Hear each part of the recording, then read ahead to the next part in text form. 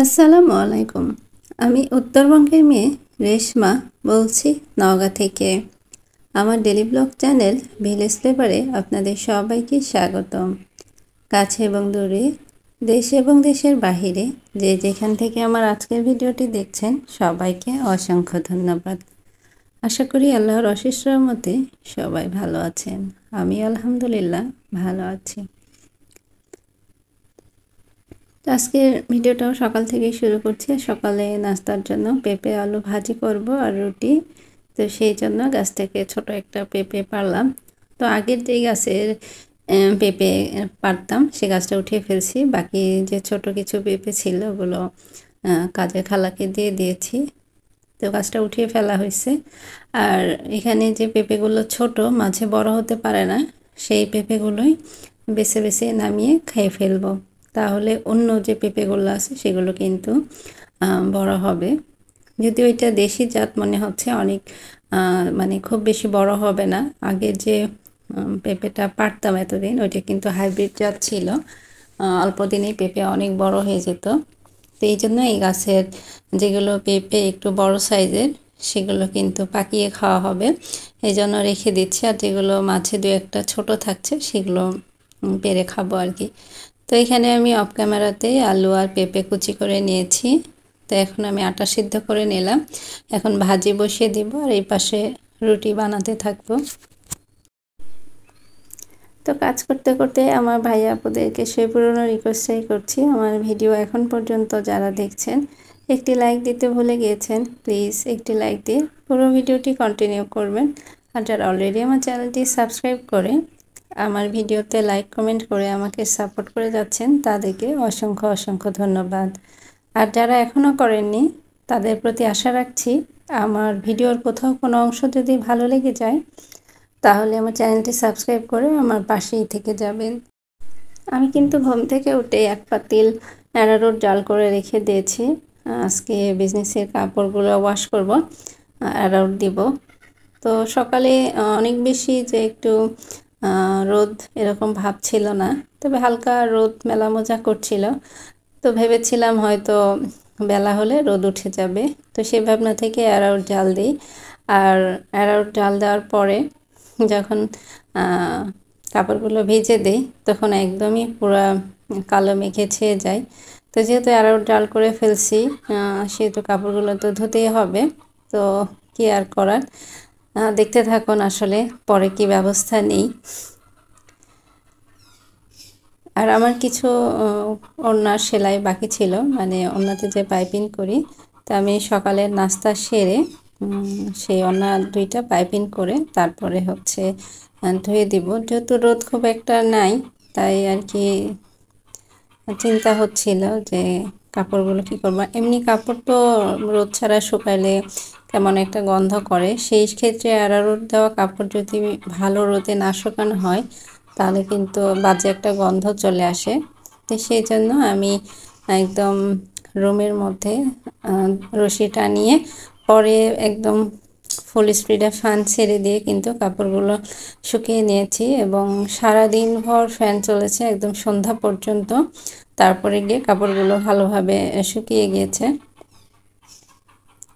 তো আমি যখন রুটি বানানো শেষ তখনই কারেন্ট চলে যায়, তারপরে আর মানে ভিডিও করতে পারিনি।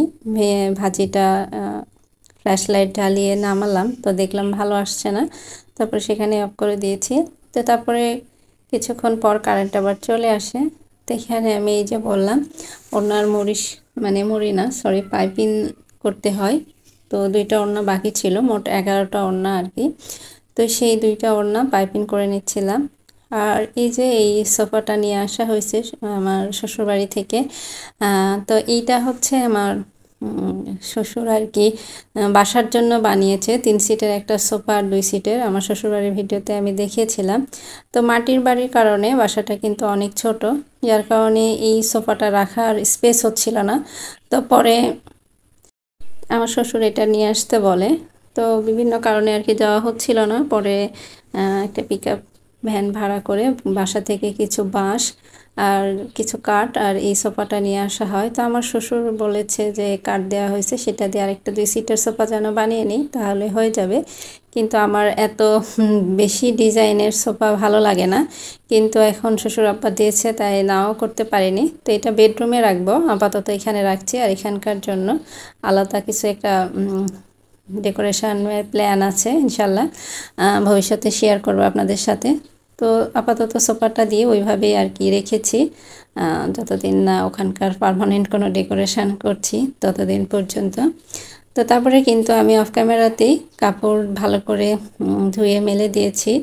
এখন হচ্ছে দুপুরে রান্নার প্রিপারেশান নিচ্ছি। আর আজকে দুপুরে বাটা মাছ দিয়ে পুঁই শাক দিয়ে আলু দিয়ে একটা রসা রসা করে তরকারি রান্না করব। অনেক বেশি পাতলা ঝোল করব না।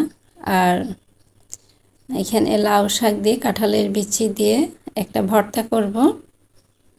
আর গাছের কিছু ঢেঁড়স একটু ছিল, সেটা ভাজি করব। তো এটাই আমাদের দুপুরের খাবার দাবার। তো রাঁধতে থাকি। আর আমার শ্বশুরবাড়ি সম্পর্কে কিছু কথা বলি, গল্প করি। তো আমার মনে হয় যে একটা মেয়ে খুব ভাগ্য করলেই ভালো শ্বশুরবাড়ি পায়। তো আলহামদুলিল্লাহ আমার শ্বশুর শাশুড়ি অনেক ভালো মনের মানুষ, তারা অনেক নরম মনের মানুষ। তো আমাদের কখনো মনেই হয় না যে তারা আমাদের শ্বশুর শাশুড়ি একদম নিজের বাবা মায়ের মতো। অনেক কিছু আবদার করা যায়, আবার রাগ দেখিয়েও অনেক কিছু বলা যায়, ঠিক যেমন নিজের বাবা মায়ের সাথে বলা যায়।